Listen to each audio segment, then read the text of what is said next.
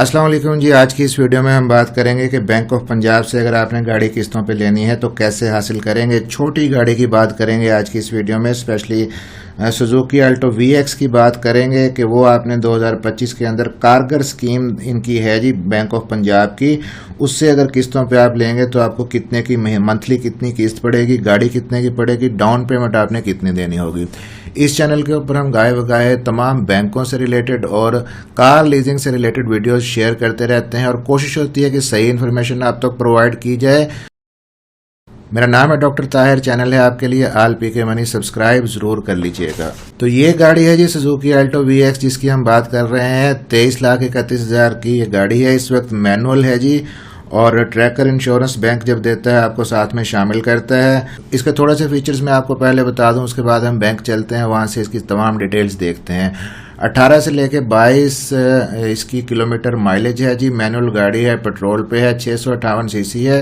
उसके अलावा ये इसके कलर्स हैं जी, ब्लू कलर के अंदर, ग्रेफाइट ग्रे के अंदर, पर्ल ब्लैक के अंदर, सॉलिड वाइट के अंदर और सिल्की सिल्वर कलर इसका दस्तयाब है। इस वक्त 4 लोगों की सीटिंग कैपेसिटी है, 5 डोर ये है। 3 सिलेंडर गाड़ी है जी। मैक्सिमम इसकी स्पीड 140 किलोमीटर पर आवर है। अगर आप नीचे स्क्रॉल डाउन करें तो आप देख सकते हैं कि इसका फ्यूल टैंक 27 लीटर का है और 18 किलोमीटर इसकी माइलेज है जब आप सिटी के अंदर ड्राइव कर रहे हैं और ब्रेक का इस्तेमाल कर रहे हैं, और 22 किलोमीटर इसका जो माइलेज है वो हाईवे के ऊपर है। अब ये गाड़ी लीज करवाने के लिए हम आ जाते हैं बैंक ऑफ पंजाब की ऑफिशियल वेबसाइट के ऊपर और यहाँ पे हम इनका कारगर स्कीम का जो कार लोन कैलकुलेटर है वो खोल लेते हैं। अब यहाँ पे आपने ये इन्फॉर्मेशन यहाँ पे पुट करनी है।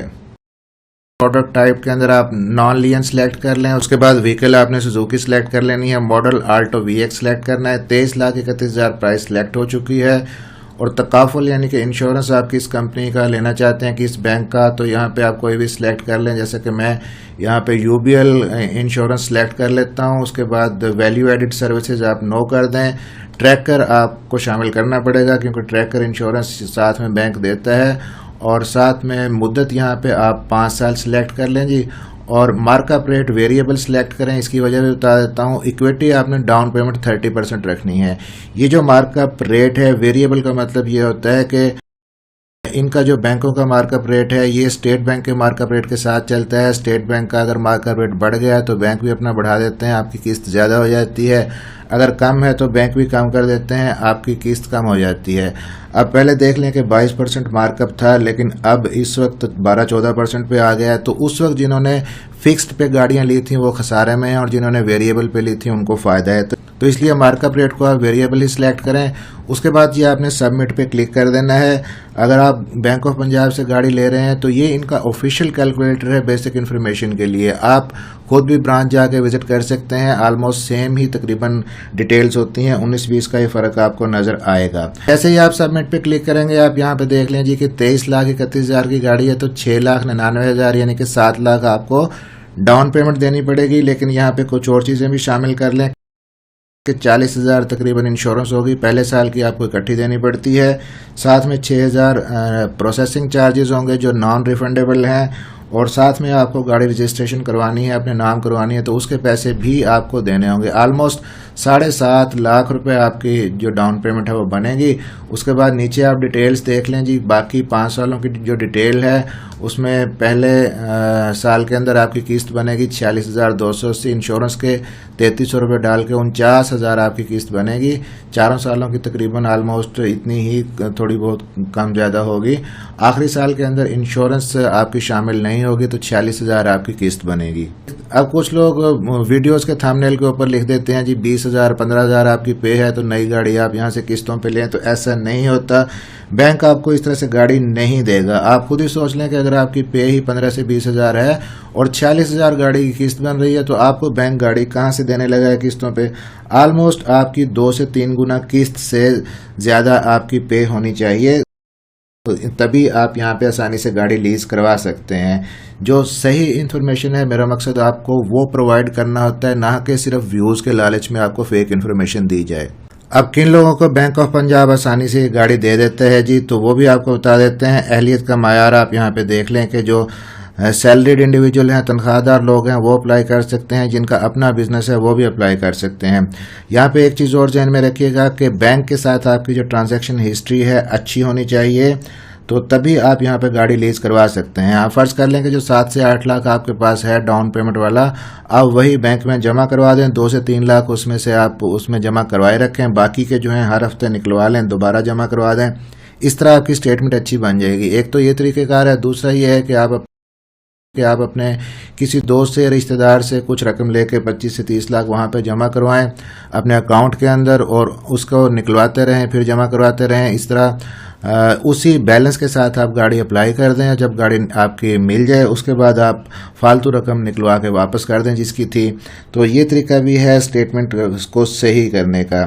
अब मार्कअप मैंने आपको बता दिया, इस वक्त 12% चल रहा है। बैंक 3 से 4% आपसे फालतू लेते हैं।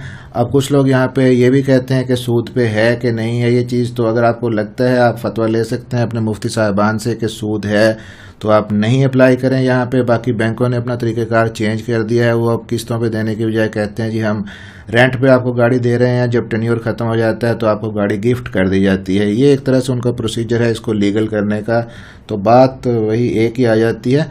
तो अब यहाँ पे आप देख लेंगे जी कि जॉब वाले लोग जिनकी उम्र 21 से लेकर 60 साल, और जो कारोबार वाले हैं 21 से लेकर 65 साल उनकी उम्र होनी चाहिए, वो यहाँ पे अप्लाई कर सकते हैं। अगर आपकी जॉब है, कम से कम 1 साल का आपका एक्सपीरियंस सर्टिफिकेट आपसे मांगेंगे वो, और 1 साल का बिजनेस रिकॉर्ड अगर आपका बिजनेस है तब मांगेंगे। जॉब वालों के लिए यहाँ पे 30,000 से 40,000 पे होनी चाहिए, और कारोबार के लिए आपकी 50,000 कम से कम मंथली इनकम होनी चाहिए। लेकिन अगर आपने लीज आसानी से करवानी है तो कम से कम किस्त से दोगुना अपनी यहाँ पे मंथली इनकम आप शो करें तो ज़्यादा बेहतर है। अब यहाँ पे एक सजेशन ये भी है कि अगर आपकी जो मंथली इनकम है वो बहुत ही कम है, 15, 20, 30 हज़ार है, तो आप किस्तों पे गाड़ी लेने की बजाय बैंक में ना फंसें, बल्कि 7 से 8 लाख अगर आपने डाउन पेमेंट इकट्ठी की हुई है तो आप 2 से 3 लाख अपने किसी रिलेटिव से उधार लेके कोई यूज्ड गाड़ी आप ले सकते हैं। उसके बाद उसको यूज़ करते रहे, फिर जैसे ही पैसे इकट्ठे हों आप उसको अपडेट कर सकते हैं। क्योंकि किस्तों के चक्कर में एक बार आप फंस गए तो बैंक तो फिर हर महीने आपसे किस्त लेगा,